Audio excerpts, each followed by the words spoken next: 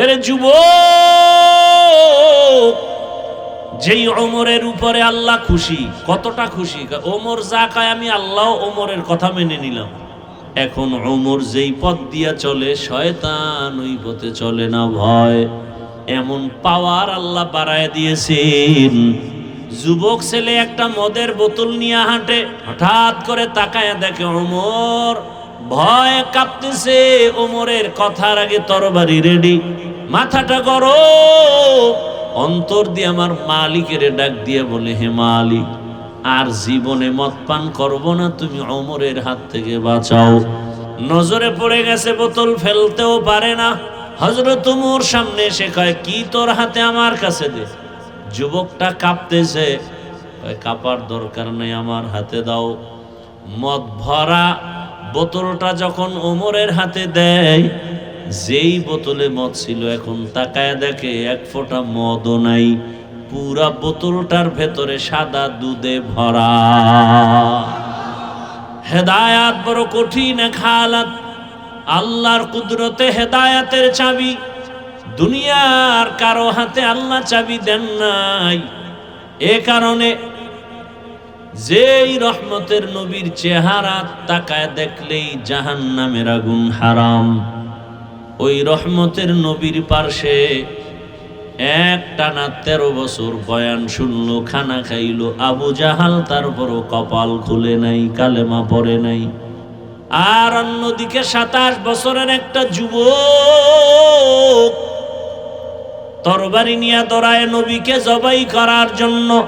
27 বছরের যুবক তরবারি নিয়ে দৌড়ায় আমার রসুলকে জবাই করবে। এক নজর দেখা মাত্র তরবারি ফালাইয়া বলেন, ইয়া রাসূলুল্লাহ, আমাকে মাফ করে দেন, কালেমা পড়ায় আমাকে মুসলমান বানায় দেন।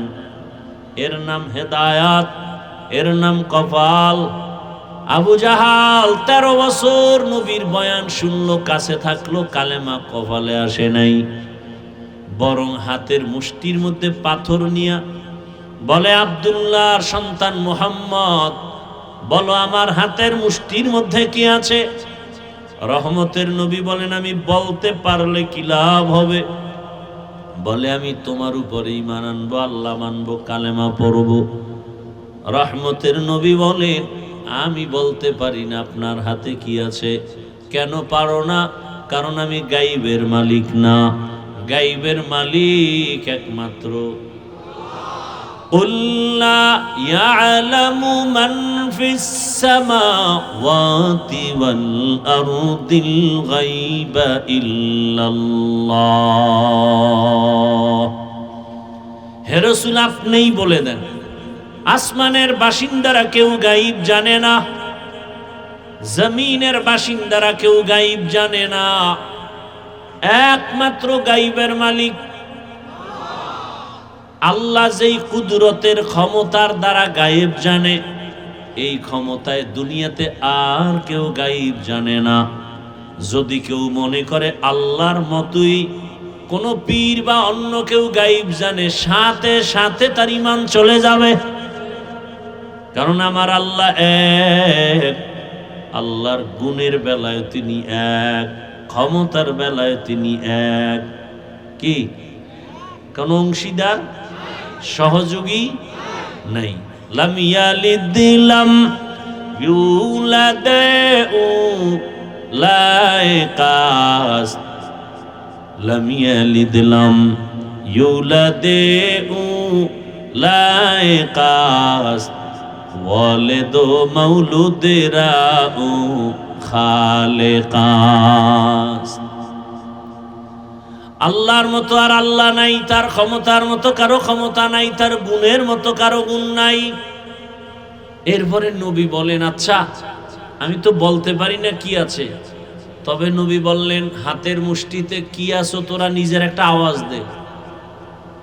সাথে সাথে পাথরগুলো কালেমার আওয়াজ দিল। আবু জাহাল পাথরগুলো জমিনের মধ্যে ফেলে বলে, তুমি এত বড় জাদুকর আমি জানি না। এর নাম কপাল। কপালে কি নাই? হেদায়াত নাই। আর নবীকে জবাই করতে এসে কালেমাওয়ালা হয়ে গেল। 5 মিনিটের ব্যবধানে তরবারিটা উল্টা দিকে দাঁড়ায়া গেল। বাইতুল্লাহর পার্শ্বে হাতিমে হুঙ্কার দিয়া কয়, এই রসুলের দুশ্মনেরা, ইসলামের দুশ্মনেরা, মুহাম্মদের আর প্রয়োজন হবে না বিরোধিতার জন্য, মোকাবেলার জন্য, আমার তরবারির সামনে দাঁড়াও। हर के दारत खौफ हकदार दिल मदाम जन्नतुल मअवा देहद ओ राम काम जुज़बा हक छी जे मखाज इंसुजा फजले उ मस्ते दर जुमला जहां। এখনো সে ওমরের নাম শুনলে এখনো শরীর কেঁপে উঠে। কেমন বেড়া, যেই ওমরের উপরে আল্লাহ খুশি। কতটা খুশি! ওমর যা কয় আমি আল্লাহ ওমরের কথা মেনে নিলাম। নবী চিন্তায় আছে আল্লাহ কি কয়। আল্লাহ কয়, জিব্রাইল নবীরে বলো ওমর যা কয় আমি আল্লাহ মানছি, নবীও যেন মেনে নেন। সেই ওমরকে বর্তমান বাংলাদেশে এমন কিছু আল্লাহর দুশ্মন আছে যে সেই ওমরকে মানতে পারে না, বলে সে বেদাতি। ওমর মানে পথভ্রষ্ট।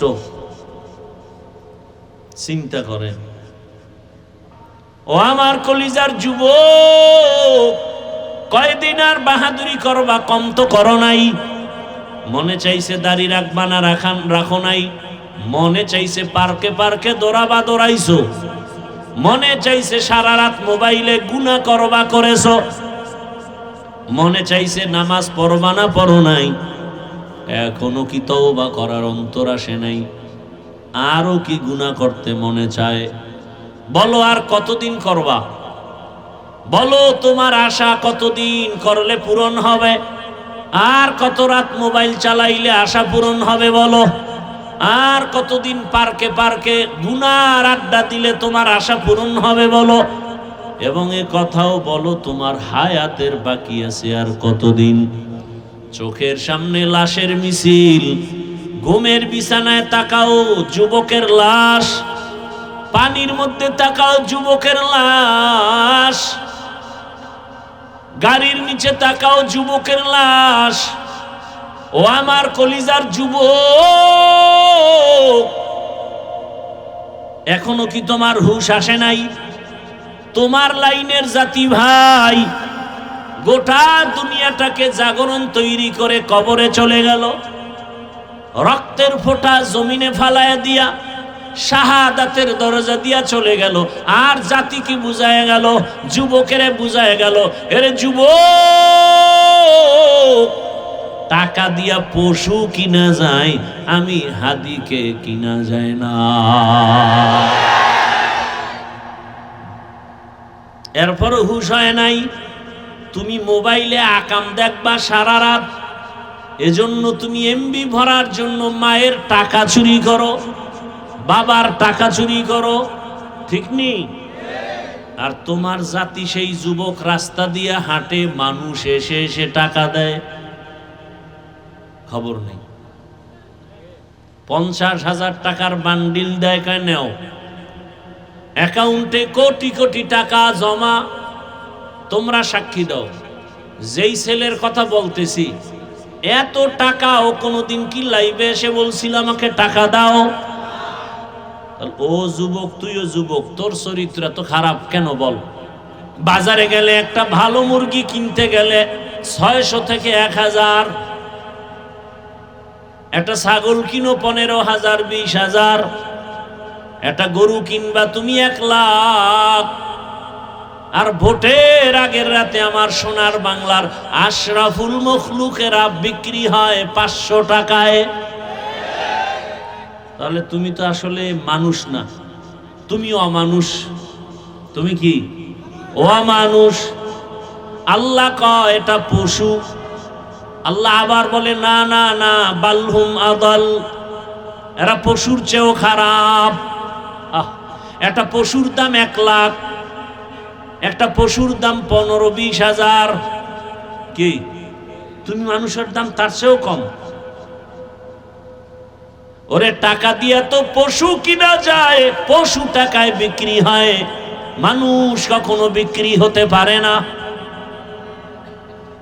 বড় দুঃখ, তুমি সততার সাথে স্লোগান দিবা কেমনে? যার বিরুদ্ধে তুমি কথা বলবে এর টাকা না খাইয়া ফেলাইছো ঘুমের মধ্যে, এই হারাম টাকা খেয়ে ফেলছো, তোমাকে কে শোধরাবে? বাবায় মান্যত করে আছে হারাম খাবে, যৌতুকের টাকা খায় বিয়ে বা সন্তানকে বিবাহ করাবে। এরম বাবা নাই দেশে? বাপ নামের অযোগ্য। এনে আমার যুবক, আবার বইলাও কিন্তু মন আবার স্থির হয়, কারণ তোমার লাইনে বহু যুবক আছে স্কুলে পড়ে নামাজি নাই? ঢাকা কলেজে কত ছেলেরা লেখাপড়া করে, মাথায় পাগড়ি, বড় দাড়ি, বড় জামা, মনে হয় যেন মসজিদের কোনো খতিব, অথচ আরবিও ভালো করে পড়তে পারে না। ও যুবক, তোমার কিসের অভাব? আমি তো বলি নতুন করে যা করছো তো করছো, এবার তওবা করে একটা দাঁড়ায় যাও, নতুন ভাবে দাঁড়াইয়া মাত্র 5-7 বছর মোবাইলটা পানিতে ফেলে দাও, চরিত্র নিয়ে নতুন করে দাঁড়াও, দেখবা তোমার জীবনটা সুন্দর হয়ে যাবে। আল্লাহ তাআলা রাস্তা খুলে দিবেন।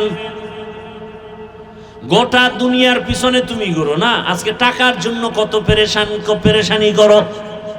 যদি চরিত্র নিয়ে দাঁড়ায় ডাক্তার হও, ইঞ্জিনিয়ার হও, প্রফেসর হও, ওসি ডিসিএসপি হও, মেম্বার চেয়ারম্যান এমপি হও, আল্লাহর কসম চরিত্র ভালো থাকে, আদর্শ ভালো থাকে, গোটা দুনিয়ার মানুষ তোমাকে চিনে ফেলবে অল্প সময়। তোমাদের জাতি ভাই উদাহরণ না? কথা বলো না কেন? উদাহরণ। গোটা দুনিয়ার মানুষ তাকায়ছিল এই ছেলেটাকে। বাংলাদেশের মানচিত্রে এই দেশ যতদিন আছে তার ইতিহাস ততদিন থাকবে। কথা ঠিক? তোমার অভাব কি বলো বাবা? তোমার দিয়ে তাকায় আছে গোটা দুনিয়া, গোটা দেশ, গোটা সমাজ। তোমাকে নিয়ে মা বাবা গর্ব করবে, আমার ছেলে বড় সুন্দর। যেখানে যাবে সবাই বলবে আপনার অমুক ছেলে, বলে হ্যাঁ ধন্য আপনি। আপনার সন্তানের মতো একটা ভদ্র ছেলে আর নাই। স্কুলে এত ছেলে পড়ে, কিন্তু আপনার ছেলেটা আমাকে দেখলেই সালাম দেয়। আল্লাহ হেদায়েত দান করুন। যুবক বাবারা, আমি বলবো নতুন করে ঘুরো। তুমি ডাক্তার হও, দোয়া করি, দিল থেকে বলছি, ডাক্তার হও, বেয়াদব হও না। ইঞ্জিনিয়ার হও, বেয়াদব হও না। ওসি হও, ডিসি হও, এসপি হও, বেয়াদব হও না। তুমি এক যুবক, ফুটন্ত গোলাপ, তোমার ঘ্রাণে পুরা সুবাসিত হবে গোটা দেশ, গোটা সমাজ। তোমাকে দেখলে দুশ্মন ভয় পাবে, যারা উল্টা পাল্টা চরিত্রহীনরা দেখলেই তো ভয় পাবে। আরে এর সামনে বিড়ি টানা যাবে নাকি? আমাকে সামনে কেউ বিড়ি লয়ে আসে কেন? আমরা ফ্রিডমু জানি এই লোকটা জনমের মতো বিড়ি টানে, এরপরে তো আমরা সালাম দেই, বসাই, আসেন, জানি। কিন্তু ওই লোকটা তো আমার সামনে কখনো বিড়ি নিয়া হুজুর দেখে, হুজুর হুজুর হুজুর বিড়িটা ফালাই দিছে। তো তোমার চরিত্রটা এমন হতে পারে না যে তোমার বন্ধু বান্ধবরা তোমার আদর্শ দেখিয়া ভালো হয়ে যাবে? আমি তো একবারও বলি না আমার মাদ্রাসায় মাওলানা হও, বলছি আমার দেশে মাওলানা, মুফতি, মুহাদ্দিসের অভাব নেই। অভাব কি? আদর্শ ডাক্তার, আদর্শবান ইঞ্জিনিয়ার, আদর্শবান প্রফেসর, আদর্শবান ওসি ডিসিএসপি, এটি চাই। এই বয়ানগুলো আমি সারা দেশে এভাবে করি। আমার এই লাইনের বয়ানটা আমি ইচ্ছা রকম খুব জোর দিয়ে করি। এখনো সময় আছে, তওবা করো, অন্তরটাকে নরম করে দাও। মানুষের একটা আফসোস থাকে, আরে পার্কে গেলে কি জানি মজা, তো নিছো না, এবার ফিরো।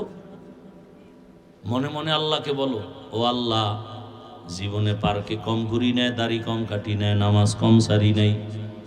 ও আল্লাহ, আজকে বুঝতে পারি নাই, তওবা করে ফেলতেছি, আর দাড়ি কাটবো না, নামাজ ছাড়বো না, বেপরদায় চলবো না।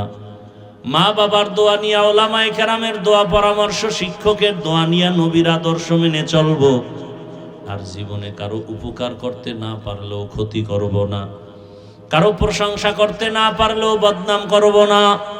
ও আল্লাহ, নেক আমল করতে না পারলেও আর গুনাহ করব না। মা বাবা, মুরব্বী, ওলামায়ে কেরাম, শিক্ষকদের সাথে আর বেয়াদবি করব না। যদি বান্দা তওবা করো, সাথে সাথে আমার আল্লাহ দয়া করে তোমাকে মাফ করে দিবেন। তওবা করার যদি নিয়ত থাকে খাঁটি অন্তরে, আল্লাহ পাক জীবনের সব গুনাহ তওবার কারণে মাফ করে দিবেন। যারা বলেন ওলিয়া উলিয়া মানি না, আমি বলি এরা কোরআন মানে না, বুখারী শরীফ মানে না, এরা ভণ্ড। এদের যারা ভণ্ড বলে না তারাও ভণ্ড। আউলিয়ারা কারে উকবা ইখতিয়ার, জাহেলারা কারে দুনিয়া ইখতিয়ার। মাইলে মোমেন সোয়ে মোমেন মিশাওয়াদ, মাইলে কাফের সোয়ে কাফের মিশাওয়াদ। আল্লাহ তাআলা সাহায্যের কথা বললেন কেন? বলে এটা পরীক্ষার হল। তুমি পরীক্ষায় পাশ করতে হলে একা একা পারবা না, কারণ পরিবেশ বড় খারাপ। আল মালু ওয়াল বানুন জিনাতুল হায়াতিদ দুনিয়া। সম্পদ আর সন্তান হলো দুনিয়ার সৌন্দর্য। আল্লাহ তাআলা বলেন সাবধান, ইয়া আইয়ুহাল্লাযীনা আমানু লা তুলহিকুম আমওয়ালুকুম ওয়ালা আওলাদুকুম আন যিকরিল্লাহ। তোমার সন্তান আর সম্পদ যেন তোমাকে আল্লাহর মুহাব্বতের দরজা থেকে গাফেল করে না দেয়। সাবধান।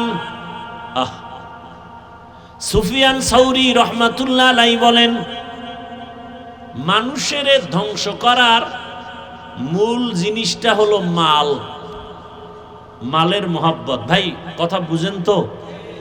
মানুষকে ধ্বংস করার মূল কি? মালের মোহাব্বত। এগুলোর থেকে মানুষকে বাঁচাইবে সে ডাক্তার কারা? ওলামায়ে কেরাম। ডাক্তার কারা? সুফিয়ান সাউরি বলেন, মানুষ মালের মোহাব্বতে আটকায়া যাবে, আর আলেমরা ডাক্তার হয়ে তাদেরকে সরাবে, বাঁচাবে, ঔষধ দিবে। সুফিয়ান সাউরি কয়, সেই মালে যদি আলেমরে ধরে, যারে দিয়ে ভূত সারামু এরে যদি ভূতে পায়, যেই মাল মানুষকে ধ্বংস করে, সেই মালের পেছনে যদি আলেম ডাক্তার হইয়া সেও যদি রোগী হয়ে যায়, তা চিকিৎসা করবে কে? ইলমেরা এজাজ করদান বেহিসাব, খলকেরা দাদান জবাবে বাসওয়াব হক না দারাত। এই ইসলাম মানলে এটা সম্ভব। কি মানলে? ইসলাম ছাড়া আর কেউ পারবে না, আল্লাহর কসম। এটা ইসলাম পারে, আর কেউ পারে না। এজন্যই তো আমি চ্যালেঞ্জ দিয়ে বলেছি, আল্লাহর কসম করে, ইসলাম যতদিনে জমিনে কায়েম হবে না, ততদিন পর্যন্ত জমিন ঠান্ডা হবে না, জাতীয় শান্তি পাবে না। আল্লাহর কসম। শান্তির ঠিকানার নাম ইসলাম। আপনি মানেন না সেটা ভিন্ন কথা। কত লোক নামাজ পড়ে না, আছে না এখানে? তার মানে কি নামাজের প্রতি আগ্রহ আছে না? আছে। এজন্য তো ঝগড়া নাই। হ্যাঁ, তার সাথে তর্ক, তার সাথে যুদ্ধ। যদি বলে নামাজ পছন্দ করি না, এ কথা বললেই সে বেঈমান। একজনে দাড়ি রাখে না, কোনো ঝগড়া নাই, তার ঈমান আছে। যদি বলে দাড়ি পছন্দ করি না আর ছাড় নাই, সে বেঈমান হয়ে গেছে। কথা বুঝেননি আমার? পর্দা করেন না আপনি মুমিন, অন্তরে আগ্রহ। আর যদি বলেন পর্দা পছন্দ করি না, আর আপনার সাথে কোনো আপোষ নেই, আপনি বেঈমান হয়ে গেছেন। পর্দা না করা আর পর্দা পছন্দ না করা এক না। তো ইসলাম এমন শান্তির এক জমিনের জন্য আল্লাহ দিয়েছেন। এই ইসলামের অনুকূলে যারা থাকবে, এরা দেখেন না আওয়ামী লীগ করে। আওয়ামী লীগ বাংলাদেশে এরম লোক সব মরে গেছে না? আছে? আছে মানে বাদশার হালাতে খায় ঘুমায়, কোনো টেনশন নাই। বিষয় কি? কয় মাদ্রাসায় টাকা দেয়, মসজিদে টাকা দেয়, আলেম ওলামার সাথে কলিজার মোহাব্বত, কারো উপরে কোনো জুলুম করে না, গালি দেয় না, 5 ওয়াক্ত নামাজ পড়ে। এরকম বিএমপির মধ্যেও বহু আল্লাহর বান্দা আছে না নাই? মাদ্রাসায় টাকা দেয়, মসজিদে দেয়, দাড়িওয়ালা 5 ওয়াক্ত নামাজ বা জামাত আদায় করে। এ কারণে যত তুফান হোক না কেন, উলামায়ে কেরামের বরকতে তার উপরে কোনো বিপদ আসে না। শান্তির ঠিকানাই তো এটা। রসুল তো চ্যালেঞ্জ দিয়ে গেছেন, 2 জিনিস আঁকড়ায় ধরো, জীবনে সম্মান যাবে না, ঈমান যাবে না, অশান্তি আসবে না। 1, আল্লাহর কোরআন আঁকড়ায় ধরো, 2, নবীর আদর্শ সুন্নাত। এই 2 জিনিস আঁকড়ায় যারা ধরবে তাদের জিন্দেগি শান্তির জীবন। আল্লাহর সাহায্য চাও, দুনিয়াটা কিছুই না রে বাবা। এত ডিস্টার্ব করা লাগে? তুমি সামনে বইলা খাইয়া, কত মানুষ পিছনে ডাইনে বামে দাঁড়ানো, ওখান থেকে 2-4 জন যদি বিড়ি টানতে যায় আমরা দেখবো, ডিস্টার্ব হবে। সামনে বসে মানে হেদায়েত হয়ে গেছে মাশাআল্লাহ, হেরার বয়ান লাগবে। থানবী রহমতুল্লাহ আলাইহির দরবারে যে একজন বইয়া 1 মিনিটও না উঠা হাঁটতেছে, সবাই গিয়ে ধরছে, এই ভাই তুমি কোথার থেকে ফট করে চলে যাও, থানবীর দরবার। কানা ভাই আমার অজ হয়ে গেছে, পুরা টাটকা হেদায়েত পেয়ে গেছে। কয় কি, আমরা 40 বছর হজরতের দরবারে লাইন পাইতেছি না খুঁজা, আর আপনি আসলেন আর বসলেন আর উঠে যান, হেদায়েত হয়ে গেছে? বলে হ্যাঁ হয়ে গেছে। যদি আমি 1 মিনিটের ওয়াজ আমল করি, আমার বিশ্বাস আমি বিনা হিসাবে জান্নাতে যাব। কি ওয়াজ?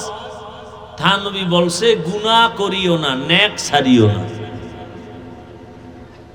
আপনারাও কি এই নিয়ে তুলতেছেন? এমন করিয়েন না। আল্লাহ নিয়ে আসছেন ভাই, জোর করে এই সমস্ত ঠান্ডার মধ্যে এই প্যান্ডেলে বসা যায় না। মাওলায় দয়া না করলে পারে না, সম্ভব না।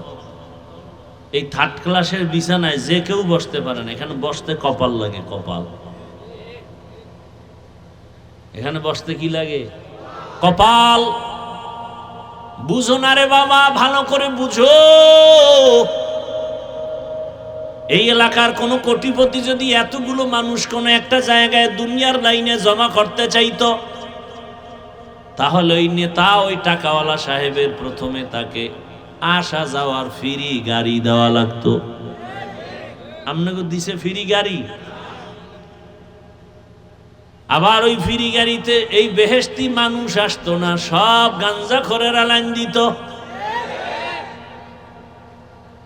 আসার পরে ভিআইপি চেয়ার বসার জন্য আপনাদেরকে ভিআইপি বিছানা দিছে। পৃথিবীতে এর থেকে নরমাল 3rd ক্লাসের বিছানা হতে পারে না। এর থেকে 3rd ক্লাসের বিছানা আছে? নাই। এখানে কে ভিআইপি, কে নন ভিআইপি, কে বড়, কে ছোট, কে আলেম, কে মূর্খ, সব এক। কে ধনী, কে গরিব, কোনো ভেদাভেদ নাই। ওই টাকাওয়ালা সব মানুষের বসাই আবার ফাঁকে ফাঁকে নাস্তা দেওয়া লাগতো। প্যাকেট একটা কম পাইলি চেয়ারের বাড়ি, বাতাসে উড়ে চেয়ার। আমি দেখলাম কেমনে, ওই ওগো দলের মধ্যে আবার কয়েকটা কুলাঙ্গার লাইফ বয়, ওরা লাইফ দিয়া কয়, দেখে নামগো দলের মানুষ আমরা কত বড় বেয়াদব। কথা বুঝেন, বাংলা বুঝেন? এহেনে এই দলের একটা মিটিং, হেনে নাস্তা লইয়া কি হইছে না হইছে এটা লাইভ দিয়ে যে দেখায়, ও কুলাঙ্গার না? সারা দেশের মানুষের দেখায় আমরা কত বড় বেয়াদব। দেখেন আমরা নিজেরা কিলে কিলি লেগে গেছি। আমার কথা যুক্তি আছে না বানায় বলতেছি? এটা হইতে পারে? কোন দলের আদর্শবান সদস্য করতে পারে? টুকটাক তর্ক বিতর্ক হবে, এটা লাইভ দিবে কেন? জাতিকে জানাইবে কেন? সে আপন লোক হয় কিভাবে? আপনাদের নাস্তা টাস্তা দেওয়া হয়েছে মোনাজাতের পরে? কপাল বড় খারাপ। এইবার খেয়াল করেন, মানুষ কিন্তু মানুষ, খুব বুঝার বিষয়। এই মেধা আল্লাহ আর কোন মাখলুককে দেন নাই, মানুষকে দিছেন। এরপরে এতগুলো মানুষকে ওই সাহেবের নিয়ন্ত্রণের জন্য কত পুলিশের দরকার, কত আর্মি, কত র্যাব। সর্বশেষ ভয় থাকলে কুত্তা নিয়ে হাজির, কারণ মানুষের উপরে বিশ্বাস নাই, বেঈমানি করে ফেলে। কিন্তু একটা কুকুর জীবন দিবে, কোনোদিন বেঈমানি করবে না। এবার আপনারা বলেন তো, এই যে এতগুলো মানুষ আপনারা বসে আছেন এই ঠান্ডার ভিতরে, নিয়ন্ত্রণের জন্য কত প্লাটুন পুলিশ আছে? হ্যাঁ, একটু আকল দেখেন, খাটান তো।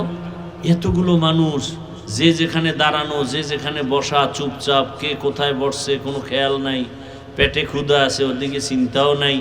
এমনকি টেলিফোন করলেও এখন আর কেউ কল ধরবে না, কেটে দেবে। কথা ঠিক না? আবার দিছে, আবার কাটবে, এইভাবে 4-5 বার দিলে তো মাথা গরম হয়ে যাবে। মাথাটা নত করে একবার রিসিভ করে আসতে বলবে, এই মিয়া এতবার কাইটে দিই, তুমি আবার কল দাও, ধমক একটা দিয়া ছাইরে দিবে। আর যদি টেলিফোন করনেওয়ালা ঘরের ম্যাডাম হয়, তা যা রাত্রে খবর আছে।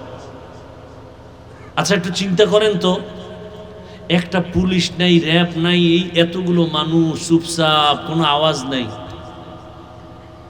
এটা কেমনে সম্ভব? বুঝলে এক কথায় হেদায়াত। ইসলাম মানলে এটা সম্ভব। কি মানলে? বাবার মন খুশি না বেজা? এই যে বয়ানগুলো করতেছি, কি বুঝতেছে যুবকরা? এই বয়ান দিয়ে আমি কি বুঝাইতেছি? তোমরা আমার মতো হুজুর হও, ভুল বুঝবা না। আমি হুজুর বানাইতে আসিনি। হুজুর বানানের বয়ান করনেওয়ালা আমাদের ওলামায়ে কেরাম আলহামদুলিল্লাহ অভাব নেই। দ্বিতীয়ত, আমার দেশে আলেম ওলামা, পীর মাশায়েখ, হুজুরের অভাবও নাই। আমার দেশে আদর্শবান ডাক্তারের অভাব, আদর্শবান ইঞ্জিনিয়ারের অভাব, আদর্শবান প্রফেসরের অভাব। আমার দেশে আদর্শবান ওসি, ডিসি, এসপির অভাব। আজ আমার দেশের প্রত্যেক থানা জেলার ওসি, ডিসি, এসপি আদর্শবান নামাজি যদি হতো, আমাদের এত চিৎকার দেওয়া লাগতো না। সমাজে বয়ান চলতো, আমল চলতো, সুদখোরের পেছনে অনুমতির জন্য দৌড়ানো লাগতো না। চিন্তা করেন, মানুষের পাও ধরে ধরে বয়ান করি, পাও ধরে ধরে। হিন্দুর বিরুদ্ধে বলি না, খ্রিস্টানের বিরুদ্ধে বলি না, আর সেই ওয়াজ করতে যদি অনুমতি লাগে, এই দেশে বাঁচা না বাঁচা আর কি আছে? এই মুসলমানের দেশ। আপনাদের দোষ 99 গুণ বেশি, 99% দোষ আপনাদের। এখানে ওয়াজ চলতেছে, আপনারা হাজির হইছেন, কোরআন হাদিসের বয়ান চলতেছে, কোরআন অনুযায়ী বয়ান চলতেছে। কোন বেয়াদব যদি এসে বলে যে এটা হবে না, সাথে সাথে ধইরা হাতে পায়ে রশি লাগায় বাইন্দা, যে তুই এখানে রং চা খা। মোনাজাত হওয়ার পরে এখান থেকে বেরোবি, বেদবি করলি কেন কোরআনের বাগানের সাথে? এ শাস্তি। এক বেয়াদবকে শাস্তি দিলে গোটা দেশ সোজা হয়ে যেত। আমার আল্লাহর কোরআনটা একটু দুর্বল। এটায় পরিবার নীতি আছে, সমাজ নীতি আছে, অর্থনীতি আছে, শুধু রাজনীতি নাই। হ্যাঁ, এই কোরআনে সুলাইমান নবীর রাজনীতির কথা আছে। পুরা দুনিয়া চালাইছেন সুলাইমান নবী, ঘটনা আছে। ইউসুফ নবী মিশরের অর্থমন্ত্রী ছিলেন, ঘটনা কোরআনে আছে। যদি বলো কোরআনে নাই, তার মানে হলো কোরআন সব দিক থেকে পরিপূর্ণ, রাজনীতির বেলায় কোরআন শরীফ দুর্বল। এই কথা বললে তার ঈমান থাকে? কোরআনে যদি রাষ্ট্রনীতি না থাকে ওই বয়ান করব না, থাকলে সবার করতে হবে। কথা বলেন না কেন? বলে হুজুর কোরআন হাদিসের বয়ান কইরেন, বাইরের থেকে বইলেন না। বোঝো কোরআন হাদিস কিছু? সালাম দিতে পারে না, MA pass, IA pass, BA pass, সালাম পাস করে নাই। আছে না নেই? সালামালাইকুম সালাম দেয়, সালামালাইকুম তোর উপরে ঠাডা ভরুক, হেকায় আলাইকুম তোর উপরে আগে ভরুক, সালাম দেয়। লজ্জা শরম কই? আসসালামু আলাইকুম, শুধু এই দুইটা শব্দ, এটা পারে না, আর সব পারে। আর একজনে আবার স্টাইল করে দেয় আসসালাম আলাইকুম। হুজুর একজন পাইয়া স্টাইল করছে, তো হুজুরে যে চালাক বুঝে নাই, জিগায় হুজুর কেমন আছেন? হুজুর কয় শুকুর আলহামদুলিল্লাহ। হুজুর আপনি শুকুর বললেন কেন? শুকুর বলবেন না? কয় কপাল তোরটাও খারাপ, আমারটাও খারাপ। আমি যে শুকুর বলবো, এই নকটা তুই সালামে নিয়ে গেছ, আমার তো শুকুর বলা ছাড়া উপায় নাই। বেয়াদবি ক্ষমা চাই। একটা কথা যদি কোরআন হাদিসের বাইরে বলি, জিব্বা কেটে ফেলবো। আসো, কেউ আসলে আসো। কোরআন শরীফের মধ্যে যদি রাজনীতি না থাকে, কোরআন আমি মানি না, চ্যালেঞ্জ। কোরআনে নাই বলতে কিচ্ছু নাই। পরিবার নীতি আছে, রাষ্ট্রনীতি আছে, সমাজনীতি আছে, অর্থনীতি আছে। 20টা বছর লেখাপড়া তো করলাম ডাউলের পানি আটার রুটি খাইয়া, এই কোরআনই তো বললাম। কয়টা নক্তা, কয়টা জের, কয়টা জবর, কয়টা পেশ, কয়টা অক্ষর, কয়টা শব্দ, কয়টা বাক্য, কয়টা আয়াত আছে, কয়টা সূরা আছে, নামাজের আয়াত কয়টা, রোজার আয়াত কয়টা, যাকাতের আয়াত কয়টা, সমাজের আয়াত কয়টা, পরিবার নীতির আয়াত কয়টা, রাষ্ট্রনীতির আয়াত কয়টা, তার ব্যাখ্যা কি, ফতোয়া কি, মাসআলা কি, তাফসীর কি। পড়তে পড়তে পড়তে পড়তে জীবন শেষ। ময়দানে আসছি, এখন কোরআন নিয়ে বয়ান করতেছি। কোন সুদখোর, কোন আল্লাহর দুশমন এসে যদি কয় হুজুর বয়ানটা এমন করেন, ওরে কি পরিমাণ রিমান্ডের মাইট দেওয়া দরকার। এই যে বললাম 99 গুণ দোষী আপনারা। না হয় একজন আলেমকে অপমান করে আর আপনি তালি দেন হাতে বয়ে না? আপনার তো এই কথা বলা উচিত। বাবার সাথে সন্তানের তর্ক হয় না, তার মানে বাবারে কেউ গালি দিলে সন্তান চুপ থাকবে? এটা দিয়ে বুঝেন, ওটা বুঝেন না। যে আমি নামাজ পড়তে পারি না, দাড়ি রাখতে পারি না, পর্দা করতে পারি না, তবে আমি আল্লাহকে ভালোবাসি, রসুলকে ভালোবাসি, আর সেই ভালোবাসা পাইছি আলেমের দ্বারা, কোরআন হাদিসের দ্বারা। অতএব আলেমের সাথে আমার দূরত্ব থাকুক, যা কিছু থাকুক, কিন্তু অপমান হতে দিব না। ওর কলার ধরে ফেললো। আমি নামাজ পড়ি না, কিন্তু খবরদার আমার ইসলাম, কোরআন হাদিস, আল্লাহ, রসুল, আলেম ওলামা নিয়ে বললে ওখানে আমি ছাড় দিব না। কিসের ভয় পান? আল্লাহ হেদায়েত দান করুন। আরে ভাই, কোরআনটা বুঝেন কিছু? ভারতের মধ্যে হাজার হাজার মাদ্রাসা আগুন দিয়ে জ্বালায় দিছে ব্রিটিশরা। হাজার হাজার আলেমকে ফাঁসি দিয়া গাছের সাথে লাট ঝুলায় রাখছে দিল্লি রাজধানী কলকাতায় রাস্তায়। উদ্দেশ্য কি? কোরআনের এই আওয়াজ বন্ধ করবে। আল্লাহ তো চ্যালেঞ্জ দিছেন, এটা হেফাজত কোনো ফিসাবের হাতে দি নাই। এই কোরআন হেফাজতের জিম্মা কোনো নবীর হাতে দেই নাই, ডাইরেক্ট কে নিছেন? এই জন্য এটা যত বন্ধ করতে চায় তত বাড়ে। পারছে কমাইতে? মাদ্রাসা ব্যাঙের ছাতার মতো, ব্যাঙের ছাতার মতো, বলে না? বলে না? বাংলাদেশে যারা বুঝ আছে, জানা আছে, জ্ঞান আছে, শুধু তারা জবাব দিবেন। বাংলাদেশে স্কুল, প্রাইমারি, এডি বেশি না মাদ্রাসা বেশি? না, আপনার অ্যান্সার ভুল। কি ভাই, আমি বলছি আপনারা না জানলে জবাব দিবেন না? আন্দাজে একটা জবাব দিয়ে রাখলেন কেন? এখানে বহু শিক্ষিত মানুষ আছে। বাংলাদেশে প্রাইমারি স্কুল হিসাব করলে গড়ে অনেক বেশি। প্রত্যেক গ্রামে গ্রামে স্কুল আছে, ঘর আছে, সব আছে, কিন্তু বাংলাদেশের বহু অঞ্চল আছে মাদ্রাসা নেই। কথা ঠিক না?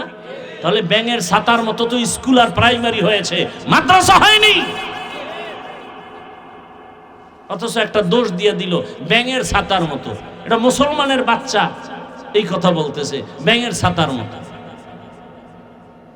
অথচ মাদ্রাসায় পড়লে একটা চরিত্রহীন মানুষ চরিত্রবান হয়।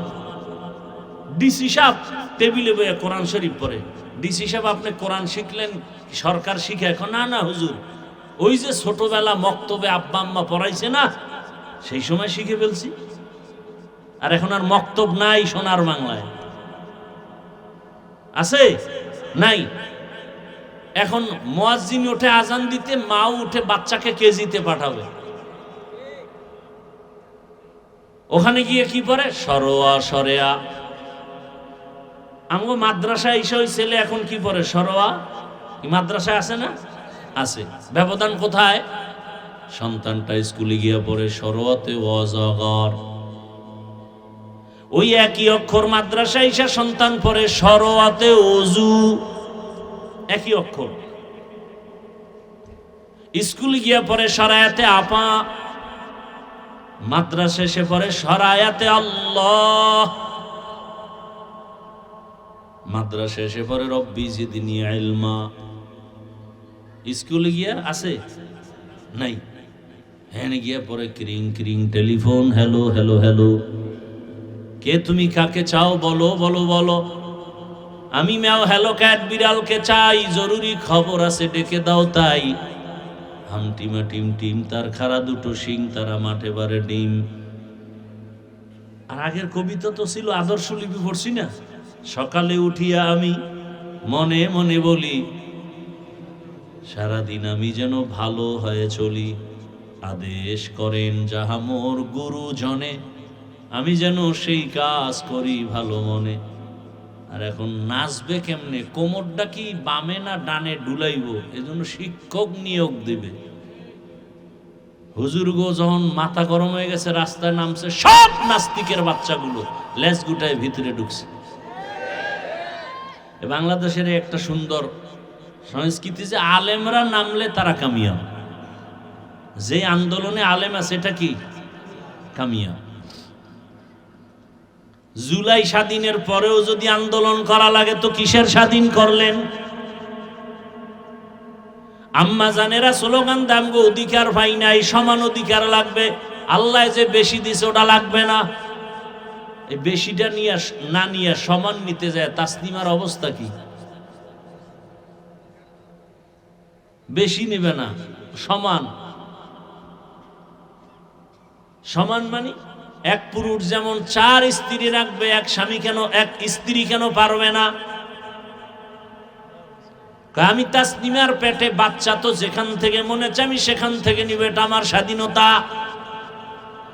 ওলামায়ে কেরাম গর্জে উঠে এই বেশ্যা, যেখান থেকে মনে চায় সেখান থেকে পেটে বাচ্চা আমগো দেশের কুকুর নিরা নেয়, মানুষ নিতে পারে না। অথচ কত বড় এমবিবিএস ডাক্তার, যেমন তেমন ডাক্তার না, এবং গবেষক। কোরআনের আয়াতের ব্যাখ্যা পড়ে, হাদিস পড়ে, নাইলে আল্লাহর ভুল ধরছে কেমন? ব্যাখ্যা পইরে পইরে কয় এই আয়াতটা আইন যা করছে নারীর উপরে, এই আইনটা আল্লাহ একচ্ছত্র নারীর উপরে জুলুম করছে। আল্লাহ জালেম। আমার দুঃখ লাগে, বারবার বারবার বারবার এই দেশের মানুষ দেখে আলেমদের সাথে বেয়াদবি করলেই পতন, বেয়াদবি করলেই পতন, বেয়াদবি করলেই বিপদ। এরপরও কেন যে আলেমদের সাথে বেয়াদবি করে এটা বুঝেই আসে না। যদি আলেমরা কোনো ক্ষতি করত, এই যে আমরা বয়ান করতেছি, এই যে এতক্ষণ বয়ান করছি, একবারও কি বলছি যারা আওয়ামী লীগ করে ওরা সব বিনা হিসাবে জাহান্নামী? কথা বলেন না কেন? যারা বিএনপি করে এরা 100 বছরের জন্য জাহান্নামী? কথা বলেন। ওটা আপনি করবেন কি না করবেন সেটা ভিন্ন কথা, ওটার জবাব আপনারটা আপনি আল্লাহর কাছে দিবেন। কথা ঠিক না? আমাদের উপরে হামলা কেন? আউযুবিল্লাহ নাই, বিসমিল্লাহ নাই, ফট করে মসজিদ দখল করব, আছে না নাই? আপনাকে আল্লাহ চিনি কিনা এটা হিসাব নেন। আমি চিনে লাভ কি? আমি তো চিনি আপনি এলাকার মাতবর। আল্লাহ তো জানে আপনি জালেম, আপনি চোর, আপনি ডাকাত, আপনি দুর্নীতিবাজ, আপনি চরিত্রহীন। কে জানেন? সে আল্লাহর লগে ঠিক করেন সবকিছু, আমারে চিনে লাভ নেই। মানুষ জানে আমি হাফিজুর রহমান খুব ভালো, আল্লাহ তো জানেন আমি সারা রাত মোবাইলে হাত দিয়ে গুনাহ করি, চোখ দিয়ে তাকায় গুনাহ করি। তা আল্লাহ জানে। মানুষের কাছে ভালো হয়ে লাভ নাই, আল্লাহর কাছে ভালো হবে। দেখবেন মানুষ এমনি আপনাকে ভালো বলবে, কোনো পোস্টার লাগবে না। সহজ কথা। মানুষের কাছে ভালো হয়ে লাভ কি? এই একা একা নামাজ পড়ে 10 রাকাত নামাজে মনে হয় মুরগিতেও পারত না, এই পরিমাণ বাড়ি মারে কপাল দিয়ে মাটিতে। 10 রাকাত 3 মিনিটে শেষ। আর মানুষের সামনে নামাজে দাঁড়াইলে 4 রাকাতে 5 মিনিট 6 মিনিট, কি লাভ কি এই নামাজ পড়ে? এই কারণেই তো নামাজও পড়ে সুদও খায়, নামাজ পড়ে ঘুষ খায়, মিথ্যা কথা বলে, অন্যের হক নষ্ট করে। এই তো নামাজ তো এইরকম উল্টা পাল্টা চালাকি করে নামাজে। এই নামাজে তো জাহান্নাম থেকে বাঁচাবে না, বরং আরো জাহান্নামে নিবে। নামাজ পড়লে কই যাবে? জাহান্নামে যাবে। দলিল আরাআইতাল্লাযী ইউকাযযিবু বিদ্দীন ফাযালিকাল্লাযী ইয়াদউল ইয়াতীম ওয়ালা ইয়াহুদ্দু আলা তাআমিল মিসকিন। এরপরে কি অর্থ? কি ফাওয়াইলুন, ওয়াইল একটা জাহান্নামের তবকার নাম, ভয়ঙ্কর একটা জাহান্নামের শাখা ওয়াইল। লিল মুসল্লিন, যারা নামাজি মুসল্লি এদের জন্য ওয়াইল নামক জাহান্নাম। আল্লাহর কথা। এবার বুঝেন তো, অন্য আয়াতে আল্লাহ চ্যালেঞ্জ দিয়েছেন, নামাজ মানুষকে বিনা হিসাবে জান্নাতে নিবে, কোনো গুনাহ রাখবে না। আর এই আয়াতে কি বলল? ফাওয়াইলুল লিল মুসাল্লিন, মুসল্লিদের জন্য ওয়াইল, মানে মারাত্মক এক জাহান্নাম। ওয়াইল এটা নামাজি মুসল্লির জন্য। চিন্তা করেন তো, কি নামাজ পড়ি, নামাজ পড়ি বিড়ি টানি, নামাজ পড়ি গালি দেই, নামাজ পড়ি গীবত করি, নামাজ পড়ছি যে ইমামের পিছনে বাইরে নাইমা সেই ইমামরে গালি, সেই ইমামের সমালোচনা। এই নামাজ। আমি যতক্ষণ কথা বলবো একটা আওয়াজ দিবেন না, আমি প্রশ্ন করলে জবাব দিবেন, তাও খুব ঠান্ডা আওয়াজে। একটা আওয়াজ দিবেন না, অনুরোধ। বেয়াদবি ক্ষমা চেয়ে বলছি। কোরআন হাদিসের কথা কোনটা সঠিক কোনটা বেঠিক এটা আলেম বলতে পারে, আপনি পারবেন? তা আপনি ঠিক বলার অধিকার কি, বেঠিক বলার অধিকার কি? এত আবেগ কেন?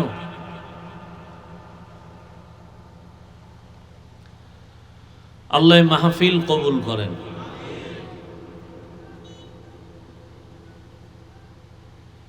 তো যাই হোক, সর্বাঙ্গে ঘা ঔষধ দিব কোথা?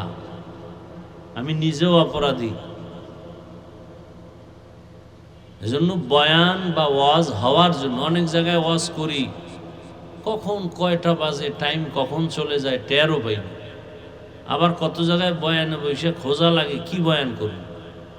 এই সব কিছু এই শ্রোতাদের অন্তরের মহাব্বতার আকর্ষণের ব্যবধান, আর কিচ্ছু না। আল্লাহর রহমত তো আছেই। আপনি মোবাইল নিয়ে ব্যস্ত হলে তো আপনি এখানে বসছেন, আপনি আমার কি বয়ান শুনবেন? আপনি তো ও নিয়েই ব্যস্ত, আপনার কলবে তো বয়ান ঢুকবে না। আপনার কপালে তো খারাপ কেন?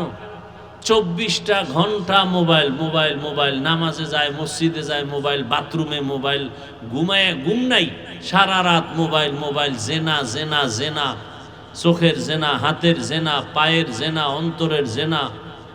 কি পরিমাণ মোবাইল, একটা সেকেন্ড বাদ নাই। মাওলায় ধৈর্য নিয়ে আসছে বেহেশতের বাগানে। এই জায়গাটায় কি এই গজবের জিনিসটা আলাদা রাখা যায় না? না, এও সেই গজব।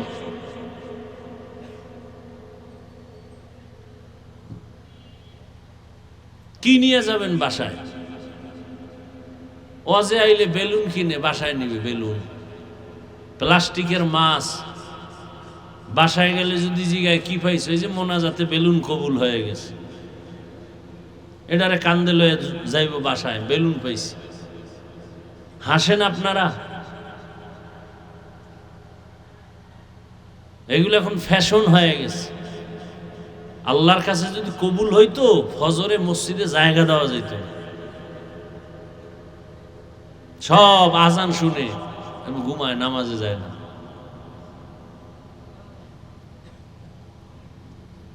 এই কথাগুলো সন্তানকে মাও বলতে ভয় পায়, কারণ সন্তান মাকে মারবে, যেন মাও বলে না যদি আমারে মারে।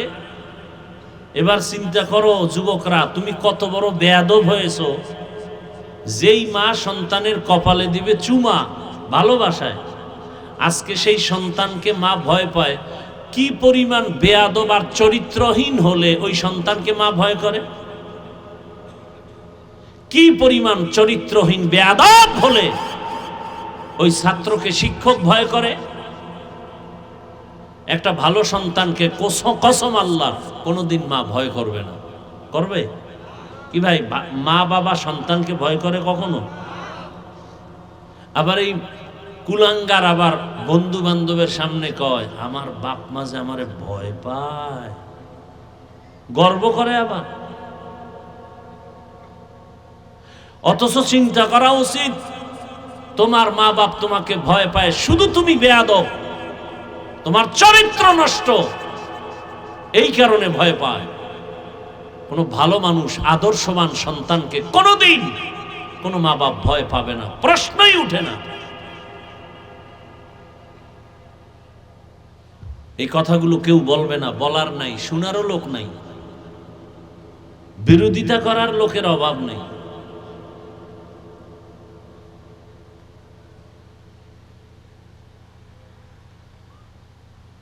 এত জ্বালা হইলে কেমনে বাঁচে মানুষ? ভিতরের জ্বালা, বাইরের জ্বালা, আল্লাহ বাঁচায় রাখছে, নাইলে বাঁচার উপায় নেই। হাফিজুর রহমান হ্যাঁ আইছে, একজন একেবারে ওই 13 হাত দূর দিয়ে ওদিক দিয়ে যায়, সালামটাও যেন না দেওয়া লাগে।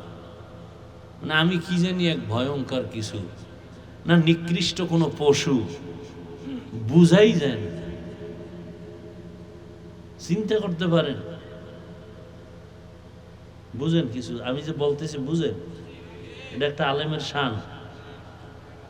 50 হাত দূর দিয়ে ঘুরে যায়, এটা আলেমের শান। আমি কি পশু? হ্যাঁ, আমি পশু? কি এগুলো? এ জাতি কি শিখবে আমাদের থেকে? ওলামায়ে কেরাম বুঝছেন কি বলছি? জাতি কি শিখবে? আল্লাহ হেদায়েত দান করুন। এই ঝামেলাতেই দেখেন না কি গর্ব করে কইছে আলেমরা সব এক হইব, কি যে কাউর বাজছে, গর্ব করে কইছে। বেশি হয়ে গেছে গর্বটা, যে হাফিজুর রহমান এটা বলছো কা, দুনিয়ার সব এক হইলে তোরা এক হইতে পারবি না। তেল আর পানি এটা মিলানো বড় কঠিন। জনমের মতো ঝাঁকানি দিল, আবার জায়গা কিছুক্ষণ পর আলাদা, বড় কঠিন হালাত। অন্তর যদি ঠিক না হয় তো উপরে দিয়ে মিলাইলে কি হইব? ওই যে কয় না, কলবে কলবে মিল না হইলে, গান গায় না, কলবের মিল না হইলে উপরের মিল হইলে কোনো লাভ নেই। কলবের মিল হওয়া দরকার।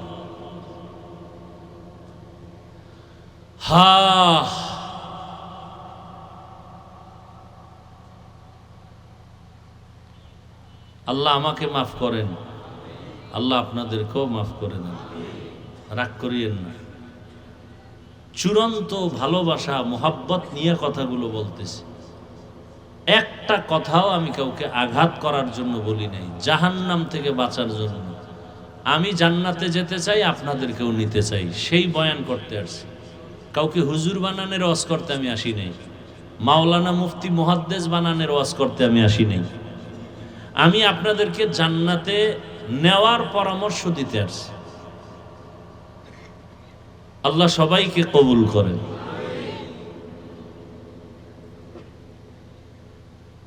তো এই দুনিয়াটা পরীক্ষার হল, পরীক্ষা মানি একটা মুসিবত। এই পরীক্ষায় পাশ করার জন্য সাহায্য লাগবে, না হয় সম্ভব না। কারণ যেই হলে পরীক্ষা দিতে আসছি, হলটা বড় মারাত্মক খতরনাক হল। দুনিয়া নামক পরীক্ষার হল বড় কঠিন।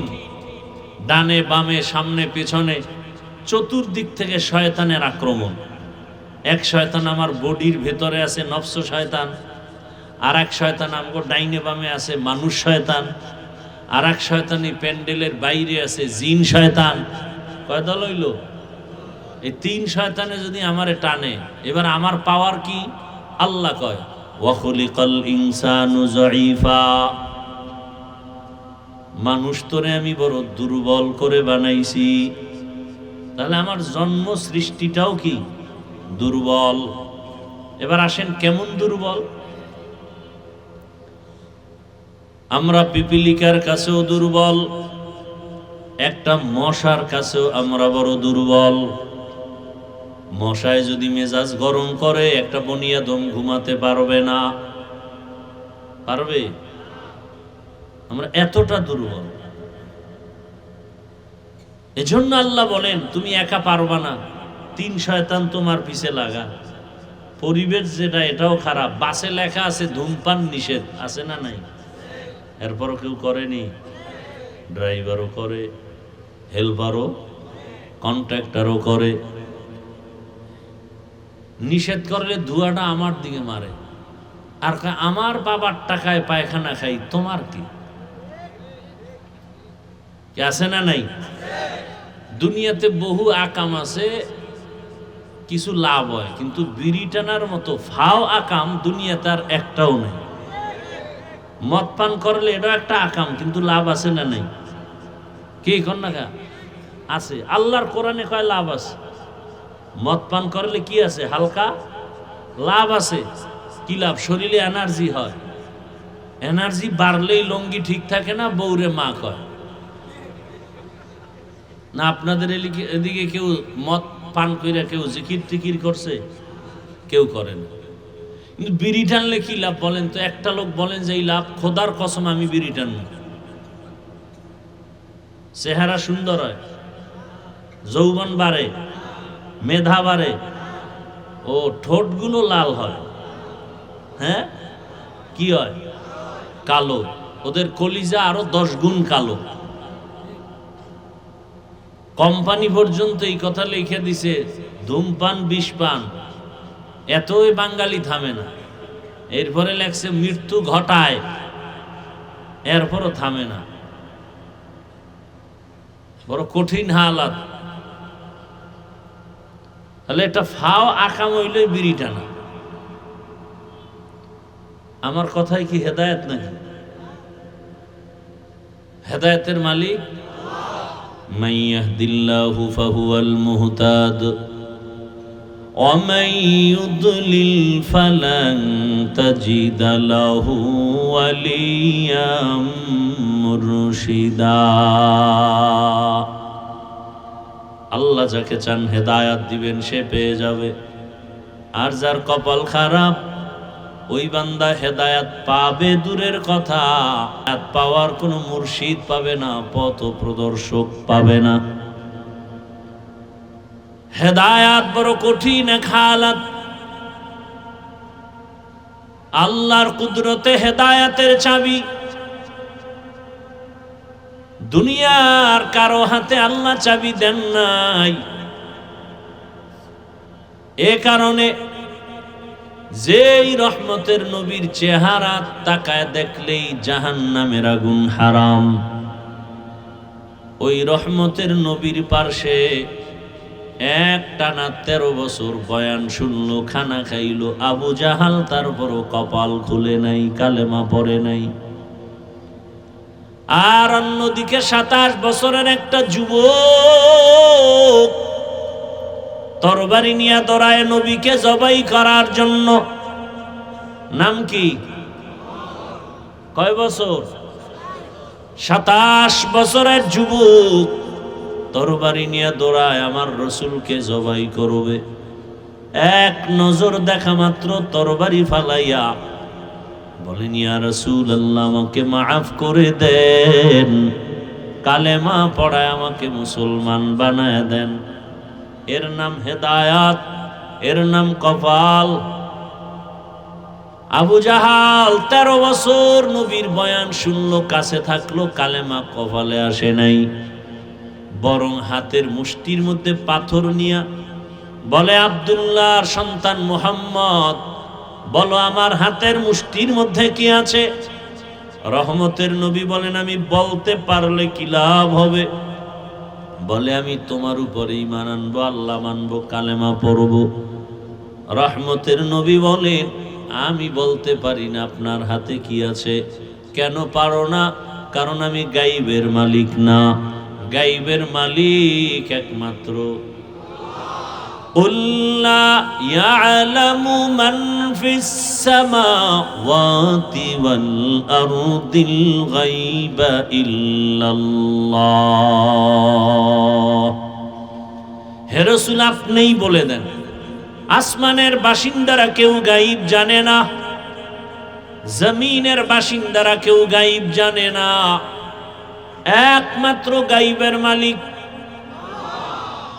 আল্লাহ যেই কুদরতের ক্ষমতার দ্বারা গায়েব জানে এই ক্ষমতায় দুনিয়াতে আর কেউ গায়েব জানে না যদি কেউ মনে করে আল্লাহর মতোই কোন পীর বা অন্য কেউ গায়েব জানে সাথে সাথে তার ঈমান চলে যাবে কারণ আমার আল্লাহ এক আল্লাহর গুণের বেলায় তিনি এক ক্ষমতার বেলায় তিনি এক কি কোন অংশীদার সহযোগী নাই লাম ইয়ালিদ লাম ইউলাদ লাইকাস লাম ইয়ালিদ লাম ইউলাদ লাইকাস ওয়ালিদ মাউলুদেরা খালেকাস আল্লাহর মতো আর আল্লাহ নাই তার ক্ষমতার মতো কারো ক্ষমতা নাই তার গুণের মতো কারো গুণ নাই এরপরে নবী বলেন আচ্ছা আমি তো বলতে পারি না কি আছে তবে নবী বললেন হাতের মুষ্টিতে কি আছো তোরা নিজের একটা আওয়াজ দে সাথে সাথে পাথরগুলো কালেমার আওয়াজ দিল আবু জাহাল পাথরগুলো জমিনের মধ্যে ফেলে বলে তুমি এত বড় জাদুকর আমি জানি না এর নাম কপাল কপালে কি নাই হেদায়েত নাই আর নবীকে জবাই করতে এসে কালেমাওয়ালা হয়ে গেল 5 মিনিটের ব্যবধানে তরবারিটা উল্টা দিকে দাঁড়ায়া গেল বাইতুল্লাহর পাশে হাতিমে হুঙ্কার দিয়া কয় এই রসুলের দুশ্মনেরা ইসলামের দুশ্মনেরা মুহাম্মদের আর প্রয়োজন হবে না বিরোধিতার জন্য মোকাবেলার জন্য আমার তরবারির সামনে দাঁড়াও এমন পাওয়ার আল্লাহ বাড়ায় দিয়েছেন এখন ওমর যেই পথ দিয়া চলে শয়তান ওই পথে চলে না ভয় যুবক ছেলে একটা মদের বোতল নিয়ে হাঁটে হঠাৎ করে তাকায় দেখে ওমর ভয় কাঁপতেছে ওমরের কথার আগে তরবারি রেডি মাথাটা গরম অন্তর দিয়ে আমার মালিকের ডাক দিয়ে বলে হে মালিক আর জীবনে মদ পান করব না তুমি ওমরের হাত থেকে বাঁচাও নজরে পড়ে গেছে বোতল ফেলতেও পারে না হযরত ওমর সামনে এসে কয় কি তোর হাতে আমার কাছে দে যুবকটা কাঁপতেছে কয় কাঁপার দরকার নেই আমার হাতে দাও মদ ভরা বোতলটা যখন ওমরের হাতে দেয় যেই বোতলে মদ ছিল এখন তাকায় দেখে এক ফোঁটা মদও নাই পুরা বোতলটার ভেতরে সাদা দুধে ভরা हर के दारत खौफ हकदार दिल मदाम जन्नतुल मअवा देहद ओ राम काम जुज़बा हक ची जे मखाज इंसुजा फजले उ आमस्ते दर जुमला जहां এখনো সে ওমরের নাম শুনলে এখনো শরীর কেঁপে উঠে কেমন বেড়া যেই ওমরের উপরে আল্লাহ খুশি কতটা খুশি ওমর যা কয় আমি আল্লাহ ওমরের কথা মেনে নিলাম নবী চিন্তায় আছে আল্লাহ কি কয় আল্লাহ কয় জিবরাইল নবীরে বলো ওমর যা কয় আমি আল্লাহ মানছি নবীও যেন মেনে নেন সেই ওমরকে বর্তমান বাংলাদেশে এমন কিছু আল্লাহর দুশ্মন আছে যে সেই ওমরকে মানতে পারে না বলে সে বেদাতি ওমর মানে পথভ্রষ্ট চিন্তা করেন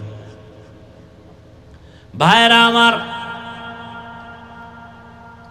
ধর্ম নিয়ে এত ভেজাল আমার দেশে বলার ভাষা নাই এত মানুষের টুপি দেয় না, এ নিয়ে কোনো ফিকির নেই। আর একজন টুপিওয়ালা সে পাঁচকুল্লি দিল কেন, এই জন্য মাথা ব্যথা। আছে না নাই? এত মানুষ নামাজ পড়ে না, এ নিয়ে কোনো মাথা ব্যথা নাই কিছু হজরতের। সমস্যা কি? বুকে হাত বাঁধে না কেন, এ নিয়ে জ্বালা। বুকের হাত লইয়া নাবির হাত লইয়া চিল্লা চিল্লা, অথচ যারা নামাজই পড়ে না এদের পেছনে মেহনত নেই, ফিকির নেই। আল্লাহ হেদায়াত দান করেন। এই সব সমস্যার একমাত্র সমাধান আল্লাহ ওয়ালা যারা, তাদের কাছে বাইআত হইয়া সোহবত নিয়ে চললে দিল সোজা হবে, না হয় সোজা হবে না। যে ব্যক্তি বলে কোনো অলিয়া উলিয়া মানি না, সে কোনোদিন তার কাছে হাত দিবে, বয়াত হবে? এর উপায় কি? এর কপালে মহার লেগে গেছে। আমি তো সারা বাংলাদেশে বলি, ও আমার কলিজার যুবক, কয়দিন আর বাহাদুরি করবা, কম তো করো নাই। মনে চাইছে দাড়ি রাখবা না রাখো নাই, মনে চাইছে পার্কে পার্কে দৌড়াবা দৌড়াইছো, মনে চাইছে সারা রাত মোবাইলে গুনাহ করবা করেছো, মনে চাইছে নামাজ পড়বা না পড়ো নাই। এখনো কি তওবা করার অন্তর আসে নাই? আরো কি গুনাহ করতে মনে চায়? বলো আর কতদিন করবা? বলো তোমার আশা কতদিন করলে পূরণ হবে? আর কত রাত মোবাইল চালাইলে আশা পূরণ হবে বলো? আর কতদিন পার্কে পার্কে গুনার আড্ডা দিলে তোমার আশা পূরণ হবে বলো? এবং এ কথাও বলো তোমার হায়াতের বাকি আছে আর কতদিন? চোখের সামনে লাশের মিছিল, ঘুমের বিছানায় তাকাও যুবকের লাশ, পানির মধ্যে তাকাও যুবকের লাশ, গাড়ির নিচে তাকাও যুবকের লাশ। ও আমার কলিজার যুবক, এখনো কি তোমার হুঁশ আসে নাই? তোমার লাইনের জাতি ভাই গোটা দুনিয়াটাকে জাগরণ তৈরি করে কবরে চলে গেল, রক্তের ফোঁটা জমিনে ফালায়া দিয়া শাহাদাতের দরজা দিয়া চলে গেল। আর জাতি কি বুঝায় গেল? যুবকেরে বুঝায় গেল, এরে যুবক, টাকা দিয়া পশু কিনা যায়, আমি হাদিকে কিনা যায় না। এরপরও হুঁশ হয় নাই। তুমি মোবাইলে আকাম দেখবা সারা রাত, এজন্য তুমি এমবি ভরার জন্য মায়ের টাকা চুরি করো, বাবার টাকা চুরি করো, ঠিক নেই? আর তোমার জাতি সেই যুবক রাস্তা দিয়ে হাঁটে, মানুষ এসে এসে টাকা দেয়, খবর নেই। 50,000 টাকার বান্ডিল দেয়, কেন নেও? অ্যাকাউন্টে কোটি কোটি টাকা জমা। তোমরা সাক্ষী দাও, যেই ছেলের কথা বলতেছি, এত টাকা ও কোনোদিন কি লাইভে এসে বলছিল আমাকে টাকা দাও? ও যুবক, তুইও যুবক, তোর চরিত্র এত খারাপ কেন বল? কার অভিশাপ লাগাইছো কপালে? হয়তো মা বাবার অভিশাপ লাগছে, না হয় শিক্ষকের, না হয় আলেম ওলামার। এই 3 জায়গার অভিশাপ লাগলে কসম আল্লাহর, মরার আগে তুই পঙ্গু হয়ে যাবে। আর এই 3 জায়গার দোয়া থাকলে তুই ডাক্তার হলো, গোটা দুনিয়াতে সম্মান হবে, মানুষ তোর কদম চুমতে থাকবে। এক ডাক্তার জাকির নায়েকরে কে না চিনে দুনিয়ায়? হোমিওপ্যাথিক ডাক্তার, টাকার গরমে না, ক্ষমতার গরমে না। এই পরিচিতি, এই খ্যাতি, এই সম্মান, সুন্দর চরিত্র, নৈতিক আদর্শের কারণ। আর তুমি সারা রাত আকাম করো মোবাইলে, চেহারাটারে নষ্ট করে ফেলেছো। 40 বছরে তোমার চেহারা নষ্ট হওয়ার কথা না, অথচ 22-25 বছরে তোমার চেহারায় কোনো আলো নাই, নূর নাই, আকর্ষণ নাই, তাকাইলে মায়া হয় না, বরং দিন দিন শুধু চেহারা নষ্ট হয়। যুবক, পাও ধরে বলছি, নিচে নাইমে যদি একটা বলতে পারো যে ভাই ধরো, কয়েকজনে নাইমে আসে। খোদার কসম, পাও ধরে বলছি, পারি না নাইমে আসতে। মাইকের ফোন যদি একটা লাগাই দিত পুরো 50 হাতে, তা খালি নাইমে নাইমে পাও ধরে ওয়াজ করতাম, ওয়াজও করতাম, পাও ধরতাম। তোর পায়ে হাত দিয়ে বলি, তুই আয়নায় তাকা, তুই তাকা, দেখ তো তোর চেহারা আগের মতো আসেনি। তোর নিজের কাছেই খারাপ লাগে, চেহারাটা এত নষ্ট হইলো কেমনে, এই দাগ সেই দাগ, এই কিছু সেই কিছু। আয়না দেখার টাইম তো পাও না, শিডিউল খালি নেই আয়না দেখা, মিস কল আর মিস কল। আয়না দেখারও টাইম নাই। ও আয়নার দিয়ে তাকাইলো, দেখে বেগানা বয়ে রয়েছে। ওর চেহারা দেখার টাইম নাই, ও আয়নার সামনে দেখে বেগানার চেহারা, নর্তকীর চেহারা। কে বলবে এই কথা? কে শুনবে আমার এই কথা? বলার মানুষ নাই, শোনার মানুষ নাই, বিরোধিতা করার মানুষের অভাব নাই। কেমনে বুঝাই আমার এই যুবকরে?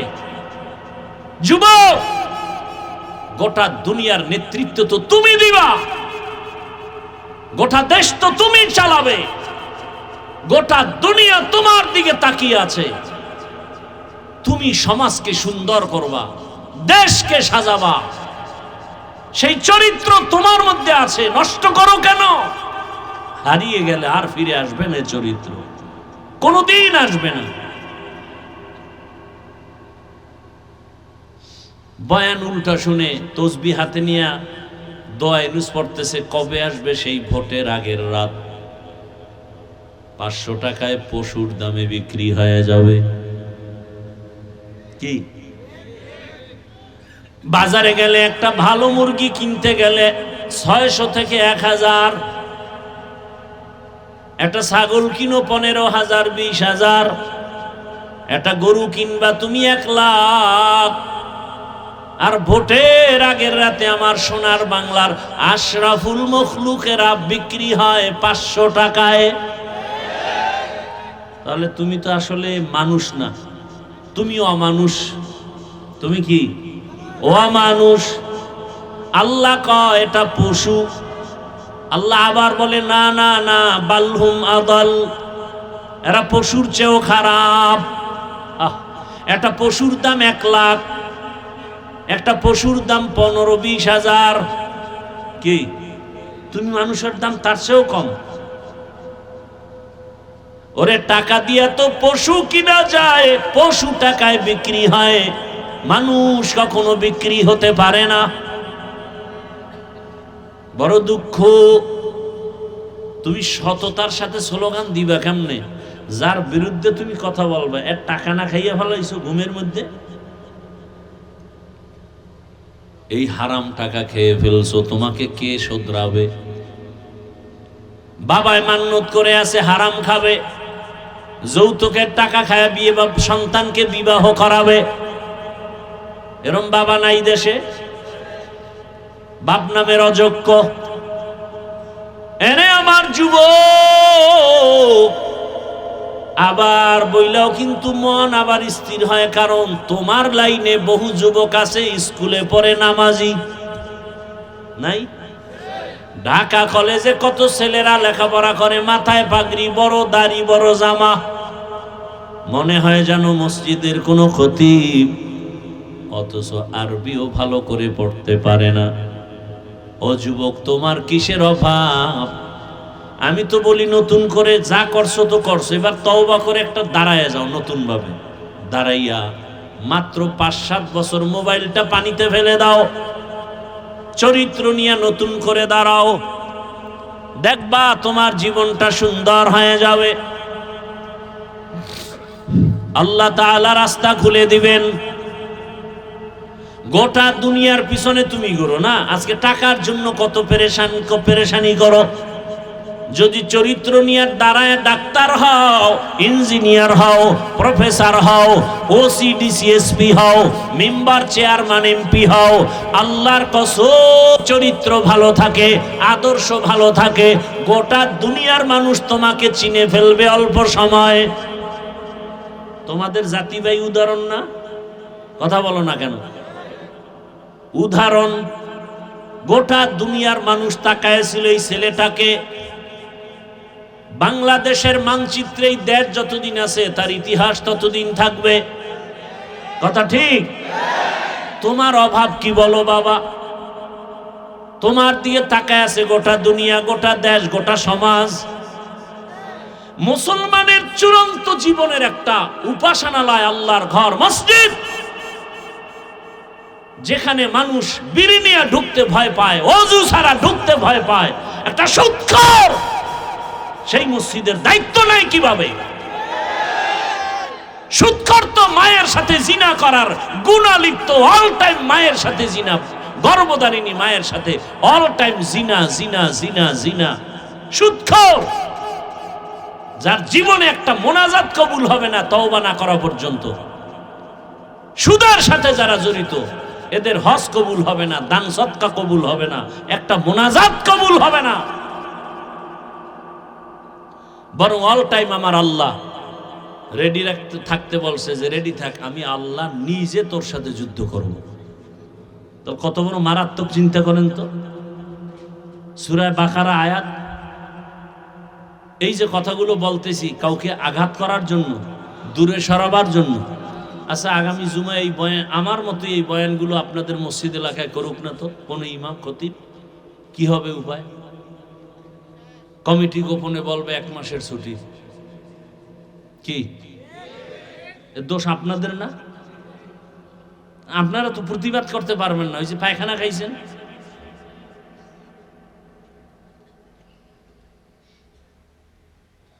কোরআন হাদিসের বাইরে যদি কোনো আলেম কথা বলে, আপনাদের দরকার নাই, আমরা জিহ্বা কেটে দিব, আমাদেরকে বলেন, কোনো কথা নাই। কোন আলেম যদি কোরআন হাদিসের বাহিরে কিছু বলে, সেই দিন আর নাই যে চুপে চাপে কিছু করবে, আমাদেরকে বলেন, আমরা সোজা করব, আমরা ইনশাআল্লাহ। আপনি কি বুঝেন কোরআন হাদিসের বাইরে আর ভিতরে? কোরআন হাদিসের ভেতরে যদি বয়ান করি, তা সুদখোরের বিরুদ্ধে বলতে হবে না? ঘুষখোরের বিরুদ্ধে বলতে হবে না? জালেমের বিরুদ্ধে বলতে হবে না? বেনামাজির বিরুদ্ধে বলতে হবে না? কি আপনাদের আকল কি বলে? কোরআন কি সুদখোরের পক্ষে, ঘুষখোরের পক্ষে, বেনামাজির পক্ষে, দুর্নীতিবাজের পক্ষে, চোর ডাকাতের পক্ষে, ধর্ষক আর খুনির পক্ষে? কি বুঝাইতে চান আমাদেরকে যে কোরআন হাদিসের বয়ান করেন? কি বুঝাতে চান? আর আলেম ওলামারা বলেন কোরআন হাদিসের, কোরআন হাতে নিয়ে বয়ান করেন, কোরআন হাতে নিয়ে বয়ান করবেন। সূরা বাকারা বয়ান শুরু করেন, বলবেন এই আয়াতের তরজমা এই। সবার মুসল্লিদের হাতে বাংলাটা দিয়ে আপনি খালি তরজমা পড়বেন। সুদের যতটি আয়াত আছে একসাথে না বয়ান শুরু করেন, দেখা দেখা। এরপরে কেউ বিরোধিতা করলে এরপরে আসি, আমরা আছি। জীবন তো একবার আসছে, একবার যাবে, টেনশন কিসের? সুদের বয়ান করবেন, ঘুষখোরের বিরুদ্ধে বয়ান করবেন, কোরআনে আছে না? বেনামাজির বিরুদ্ধে কি কি ভয়াবহ বয়ান আছে, এটি করবেন।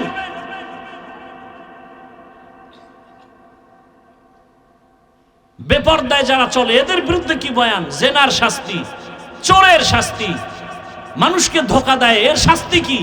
ব্যবসায় গিয়া মালে ভেজাল করে এদের শাস্তি কি? কোরআনের আয়াত লয়ে লয়ে বয়ান করে। কি ভাই, এইবার দেখি কে বলে যে হুজুর কোরআনের ভিতরে দিয়ে। হ্যাঁ, এবার ভিতরে দিয়েই করতেছি, টাটকা ভিতরে দিয়ে আয়াত লইয়া লইয়া বয়ান। সূরা বাকারা 275 নম্বর আয়াতের ওখান থেকে 3-4 পৃষ্ঠা হোমানে বয়ান, মুনাফিকদের বিরুদ্ধে বয়ান, জালেমের বিরুদ্ধে বয়ান, লাগাতার বয়ান করেন। কে এই বয়ান শেষ করবেন? আপনার 14 পুরুষের হায়াত হইলেও তো এই কোরআনের বয়ান শেষ করা যাবে না। সবাই কোরআন হাতে নিয়ে বয়ান করবেন, মসজিদে মসজিদে ওলামায়ে কেরাম, একেবারে ধারাবাহিক, মুখস্থ বয়ানের দরকার নেই। আল্লাহ, খুব রাগ করতেছেন আপনারা। আপনারা রাগ করলে তো দোষ নেই, আমরা করলে না দোষ। হুজুর এত রাগ, আমি মানুষ না। আল্লাহ হেদায়াত দান করুন। যুবক বাবারা, আমি বলবো নতুন করে ঘুরো। তুমি ডাক্তার হও, দোয়া করি, দিল থেকে বলছি, ডাক্তার হও, বেয়াদব হও না। ইঞ্জিনিয়ার হও, বেয়াদব হও না। ওসি হও, ডিসি হও, এসপি হও, বেয়াদব হও না। তুমি এক যুবক, ফুটন্ত গোলাপ, তোমার ঘ্রাণে পুরা সুবাসিত হবে গোটা দেশ, গোটা সমাজ। তোমাকে দেখলে দুশ্মন ভয় পাবে, যারা উল্টাপাল্টা চরিত্রহীনরা দেখলেই তো ভয় পাবে। আরে এর সামনে বিড়ি টানা যাবে নাকি? আমাকে সামনে কেউ বিড়ি লয়ে আসে কেন? আমরা ফ্রিডমু জানি এই লোকটা জনমের মতো বিড়ি টানে, এরপরও তো আমরা সালাম দেই, বসাই, আসেন, জানি। কিন্তু ওই লোকটা তো আমার সামনে কখনো বিড়ি নিয়া হুজুর দেখে, হুজুর হুজুর হুজুর বিড়িটা ফালাই দিছে। তো তোমার চরিত্রটা এমন হতে পারে না যে তোমার বন্ধু বান্ধবরা তোমার আদর্শ দেখিয়া ভালো হয়ে যাবে? আমি তো একবারও বলি না আমি মাদ্রাসায় মাওলানা হও, বলছি আমার দেশে মাওলানা, মুফতি, মুহাদ্দিসের অভাব নেই। অভাব কি? আদর্শ ডাক্তার, আদর্শবান ইঞ্জিনিয়ার, আদর্শবান প্রফেসর, আদর্শবান ওসি, ডিসিএসপি, এটি চাই। এই বয়ানগুলো আমি সারা দেশে এভাবে করি। আমার এই লাইনের বয়ানটা আমি ইচ্ছা রকম খুব জোর দিয়ে করি। এখনো সময় আছে, তওবা করো, অন্তরটাকে নরম করে দাও। মানুষের একটা আফসোস থাকে, আরে পার্কে গেলে কি জানি মজা, তো নিছো না, এবার ফিরো। মনে মনে আল্লাহকে বলো, ও আল্লাহ, জীবনে পার্কে কম ঘুরি নাই, দাড়ি কম কাটি নাই, নামাজ কম সারি নাই। ও আল্লাহ, আজকে বুঝতে পারি নাই, তওবা করে ফেলতেছি, আর দাড়ি কাটবো না, নামাজ ছাড়বো না, বেপরদায় চলবো না। মা বাবার দোয়া নিয়ে, ওলামায়ে কেরামের দোয়া পরামর্শ, শিক্ষকের দোয়া নিয়ে নবীর আদর্শ মেনে চলবো। আর জীবনে কারো উপকার করতে না পারলেও ক্ষতি করব না, কারো প্রশংসা করতে না পারলেও বদনাম করব না। ও আল্লাহ, নেক আমল করতে না পারলেও আর গুনাহ করব না। মা বাবা, মুরব্বী, ওলামায়ে কেরাম, শিক্ষকদের সাথে আর বেয়াদবি করব না। যদি বান্দা তওবা করো, সাথে সাথে আমার আল্লাহ দয়া করে তোমাকে মাফ করে দিবেন। তওবা করার যদি নিয়ত থাকে খাঁটি অন্তরে, আল্লাহ পাক জীবনের সব গুনাহ তওবার কারণে মাফ করে দিবেন। আল্লাহ আমাদেরকে তওবাওয়ালা জীবন দান করেন। আল্লাহ পাক আমাদের গুনাহমুক্ত জীবন দান করেন। আমিন। আলহামদুলিল্লাহি রাব্বিল আলামিন। والصلاة والسلام على سيد الأنبياء والمرسلين وعلى آله وأصحابه أجمعين يا أرحم الراحمين يا أرحم الراحمين يا أرحم الراحمين رب ارحمهما كما ربياني صغيرا اللهم إنك عفو كريم تحب العفو فاعف عنا